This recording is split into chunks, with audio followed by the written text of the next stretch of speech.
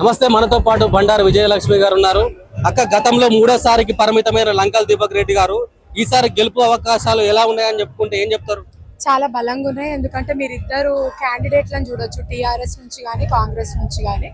ఇక్కడ వాళ్ళు వ్యక్తిగా పోటీ చేస్తే మేము మాత్రం భారతీయ జనతా పార్టీ రాష్ట్రం అంతటా నాయకులు ఒక శక్తిగా వచ్చి లంకాల దీపక్ రెడ్డి గారి అభ్యర్థిత్వాన్ని బలపరచడం జరుగుతుంది.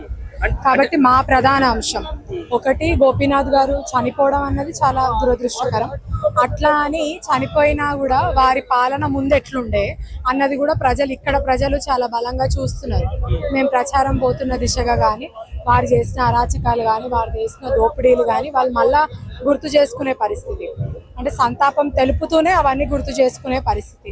రెండోది, నవీన్ యాదవ్ గారు కానీ కాంగ్రెస్ ఇచ్చిన 6 గ్యారంటీలు ఏ ఇంటికి చేరకపోవడము, అది ఆ అభ్యర్థికి బాగా నెగటివ్ అవుతుందని మేము ప్రజెంట్ గా గ్రౌండ్ లో తిరుగుతున్నప్పుడు మాకు తెలుస్తున్న పరిస్థితి.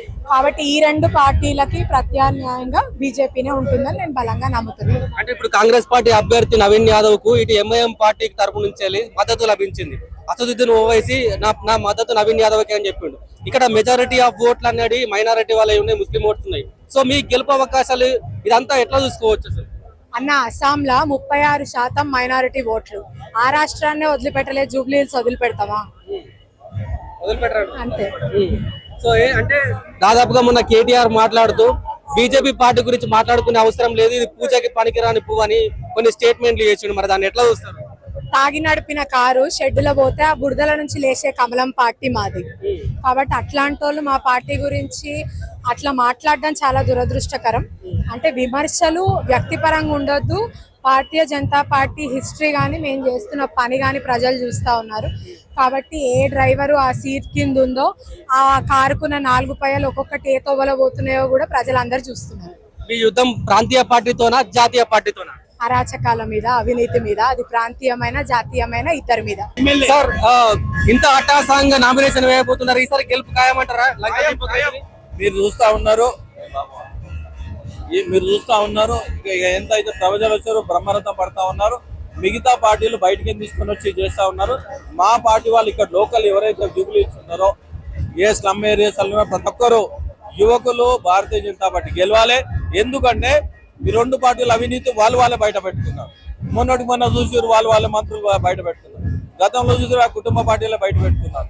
మాకు అవినీతి లేకుండా 11 సంవత్సరాల నుండి 11వ భారతదేశంగా ఉన్నది, 3వ రాష్ట్రంగా దిశ మోదీ గారు కంకణం కట్టుకొని ఉన్నారు. ఏ ఒక్క అవినీతి లేకుండా ముందుకు పోతా ఉన్నది. అందుకోసానికే భారతీయ జనతా పార్టీ ఉంటే రాబోయే రోజుల్లో డబుల్ ఇంజన్ సర్కార్ ఎప్పుడైతే వస్తుందో రాష్ట్రం బాగుపడతాయనే ఉద్దేశంతో ముందుకు పోతాం. గతంలో 3వ స్థానానికే పరిమితం అయ్యారు. ఈసారి ఎంఐఎం కూడా ఇటు కాంగ్రెస్ పార్టీ అభ్యర్థి నవీన్ యాదవ్ సపోర్ట్ చేస్తుంది. మీకు గెలుపు అవకాశాలు ఎలా ఉంటాయి మరి?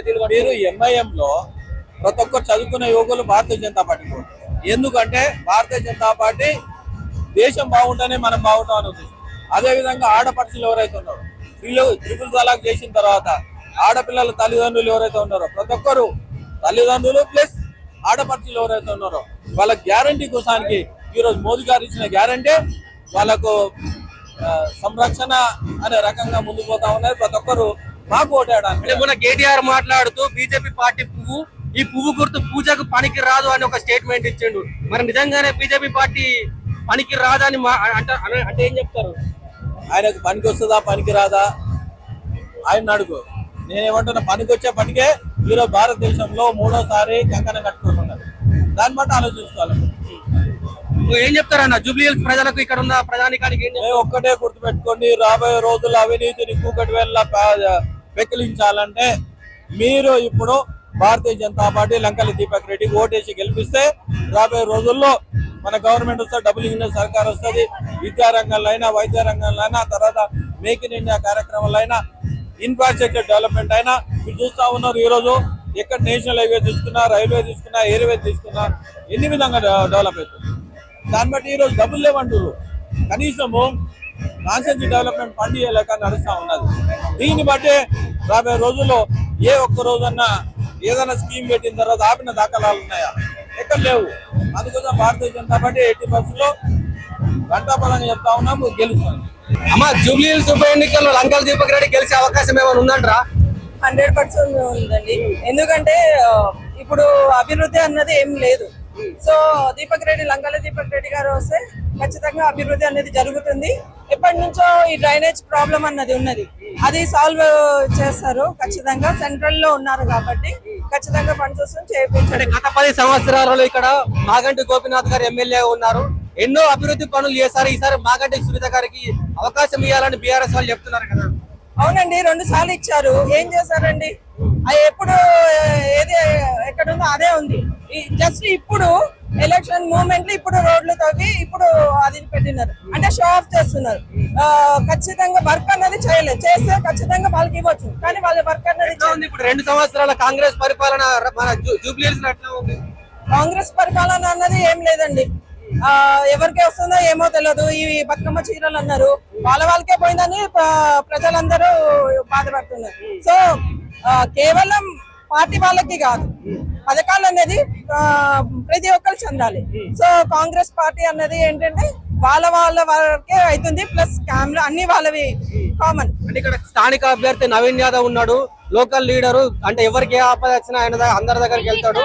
ఇవాళ ఆయనకు అవకాశం ఇవ్వాలని ఎంఐఎం అసదుద్దీన్ ఓవైసీ కూడా అతనికి సపోర్ట్ చేశాడు కదా.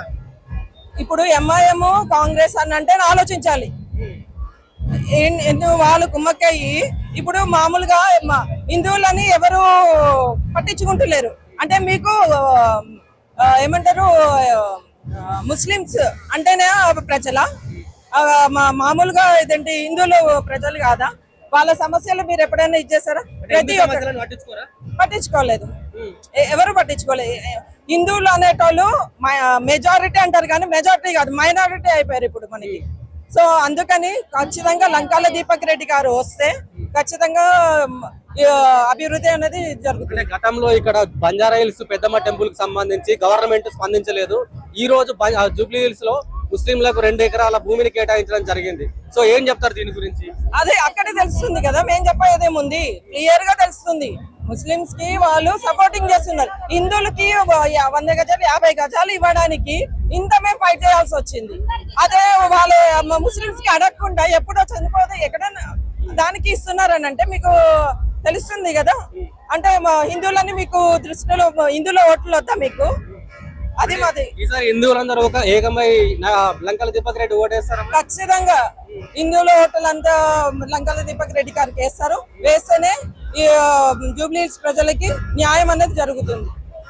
మోడీ గారి అభివృద్ధిని చేసి హిందూ ధర్మం కోసం హిందువులంతా ఒకటవ్వాలి, అంతే. నమస్తే అక్క, గతంలో 3వ స్థానానికి పరిమితమైన లంకల దీపక్ రెడ్డి గారు ఈసారి గెలిచే అవకాశం ఏమైనా ఉందంటారా? ఖచ్చితంగా గెలుస్తారు. భారతీయ జనతా పార్టీ ఈసారి జూబ్లీ హిల్స్ నియోజకవర్గంలో భారతీయ జనతా పార్టీ చేసినటువంటి ప్రతి ఒక్క పనులు ఏదైతే నరేంద్ర మోదీ గారు పేద ప్రజలందరికీ అందజేశారో అవన్నీ, ఆ సంక్షేమ పథకాలన్నింటి గురించి కూడా ప్రతి ఒక్కరికి తెలుసు.